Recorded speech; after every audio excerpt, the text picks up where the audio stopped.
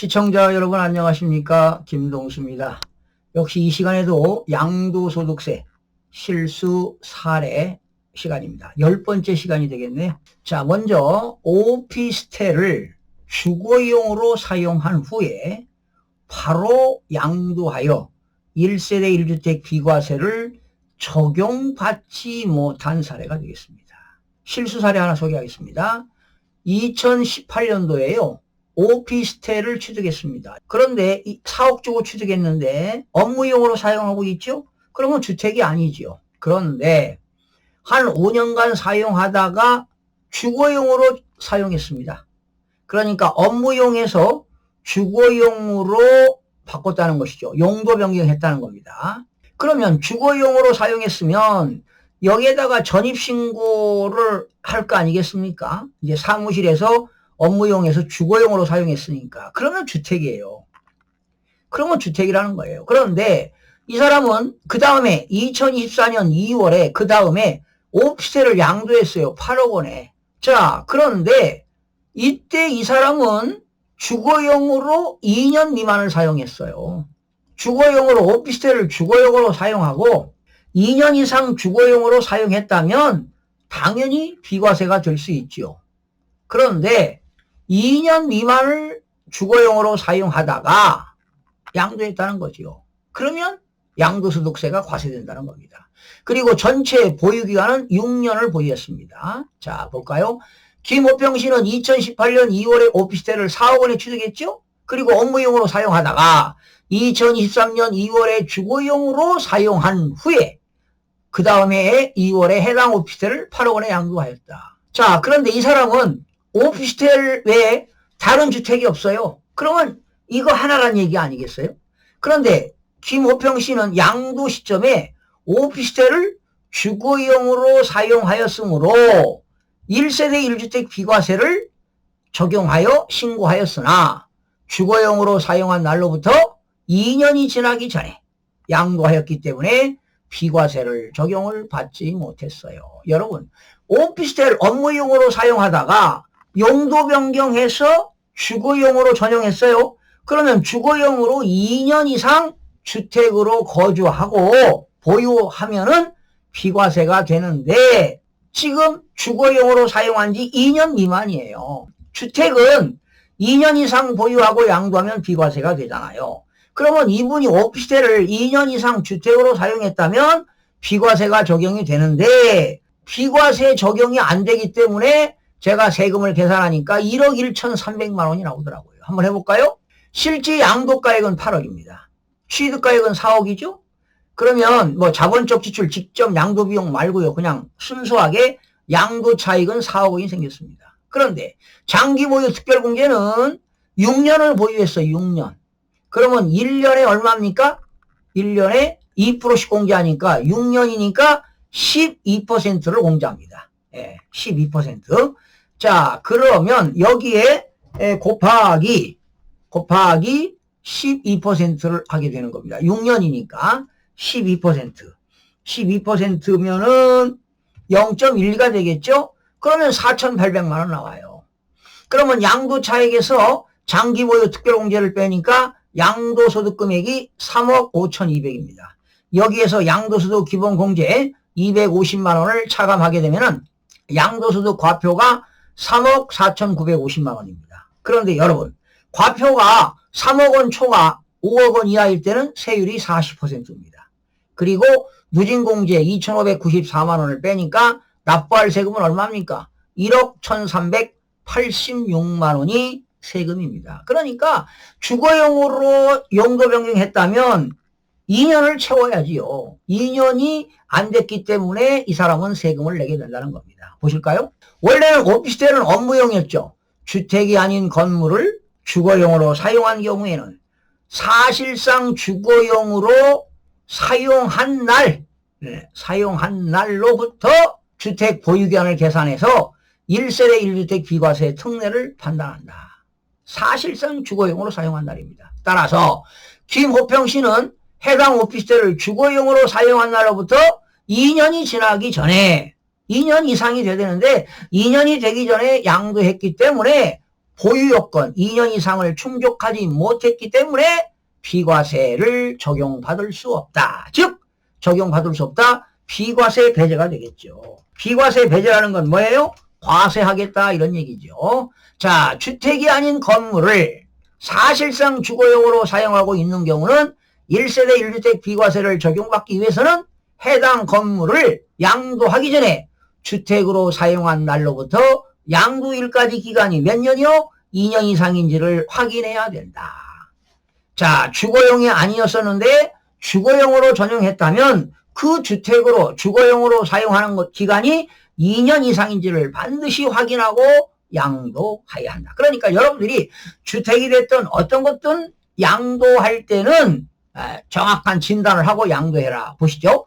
건물을 공부상 용도와 공부라는 건 공적인 장부입니다. 사실상 주거용으로 사용하고 있을 때는 해당 사실을 입증하기 위해 실제 사용 용도를 확인할 수 있는 증빙 자료를 미리 준비하는 것이 좋습니다.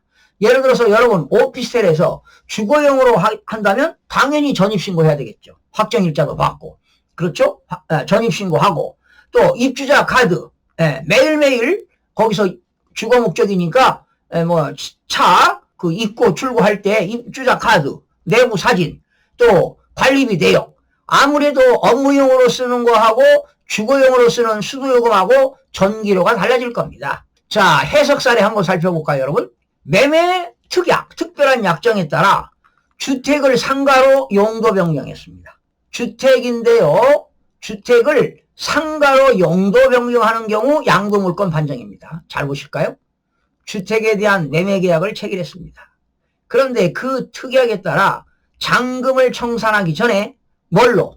주택을 상가로 변경했어요. 주택을 상가로 변경하는 경우 잘 보세요. 2022년 10월 21일 이후에 매매계약을 체결일, 양도일 기준이 되겠죠. 양도일 현황에 따라 양도물권을 판정하는 것이다. 주택을 상가로 용도 변경하는 경우는 2022년 10월 21일 이후에 매매계약 체결부터 양도일, 양도식이라는 건 대금 청산일입니다. 그 현재 상황에 따라서 양도물권을 판정한다라는 겁니다. 자, 그러면 1세대 1주택 비과세 요건을 충족했습니다. 그 주택이었어요. 그런데 양도일 전에 상가로 용도 변경하게 되면 비과세가 안 된다는 것이죠.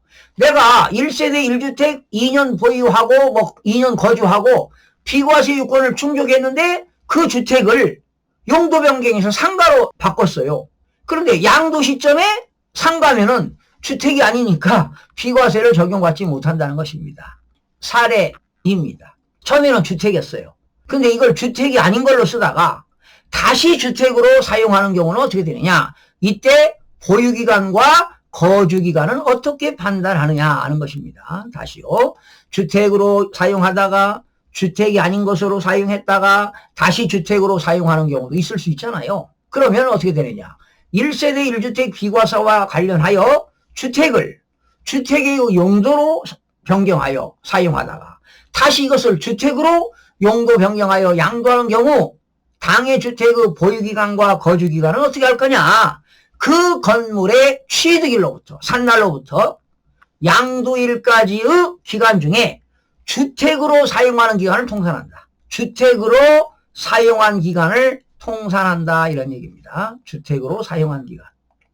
그러니까 처음에 주택을 한 1년 사용하고 주택이 아닌 용도로 한 또 2년 사용하고 다시 주택으로 용도 변경해가지고 2년 사용했다. 그러면 총 3년을 사용한 것으로 본다. 이런 얘기입니다. 자, 그 다음에 해석 사례 3번 볼까요? 용도 변경된 일시적인 2주택 비과세 특례 적용 여부. 흔한 게 아닙니다. 잘 보세요.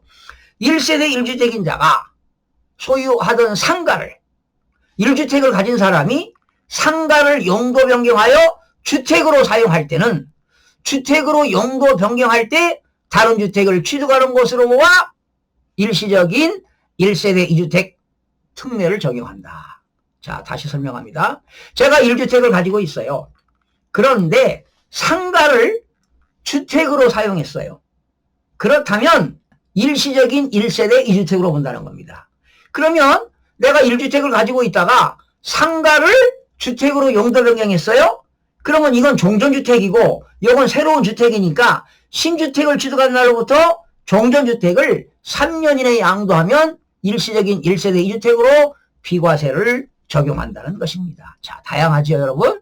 마지막 사례입니다. 주택으로 용도 변경하는 경우 1세대 1주택 비과세와 거주 요건 적용 여부입니다. 거주 요건은 주택 언제, 취득 시점을 기준으로 판단합니다. 그런데 잘 봐요. 주택의 거주 요건은 취득 시점을 기준으로 판단하는데 조정 대상 지역입니다. 조정 대상 지역에서는 주택이 아니었어요. 오피스텔로 취득했죠. 그랬다가 그린생활시설로 사용하다가 그 지역이 조정 대상 지역에서 해제됐습니다. 그런데 여러분, 그 오피스텔을 취득할 당시는 조정 대상 지역인데 주택이 아니었잖아요. 그렇기 때문에 거주 요건에 해당하지 않습니다. 여러분, 조정 대상 지역에서는 무조건 1세대 1주택이 되려면 2년 보유하고 2년을 거주해야 되거든요. 그런데 조정 대상 지역에 오피스텔이었어요, 그 당시는. 그랬다가 조정 대상 지역으로 해제된 후에 그 오피스텔을 그린생활시설로 사용하다가 다시 주택으로 용도 변경했습니다. 이때는 거주기간에 적용하지 않습니다. 그러니까 오피스텔을 샀을 때는 조정 대상 지역이었어요. 그건 사무실 업무용이었어요. 그걸 그린생활시설로 사용하다가 다시 조정 대상 지역이 해제된 이후에 주택으로 용도 변경했어요. 그렇다면 처음에 조정 대상 지역이 지정될 때는 주택이 아니었기 때문에 거주 요건에 해당하지 않는다. 즉 주택으로 용도 변경해서 2년간 보유하고 양도하면 비과세 혜택이 된다는 사실입니다. 여러분, 다양하죠, 내용이. 자, 오늘은요 여러 가지 학습을 했습니다, 여러분. 자, 오피스텔을 주거용으로 사용한 후에 바로 양도했다. 그래도 사실상 주거용으로 2년 이상을 사용하고 양도해야 비과세가 되는데, 오피스텔을 업무용으로 사용하다가 용도 변경해서 주거용으로 변경했다가 양도했는데 주거용으로 2년 미만을 보유하고 양도하면 무조건 양도소득세가 과세된다는 사실을 꼭 기억하시기 바랍니다. 시청해주신 여러분, 다음 시간에 찾아뵙겠습니다. 고맙습니다. 구독과 좋아요, 알림 설정을 누르시면 더 많은 정보를 얻을 수 있습니다.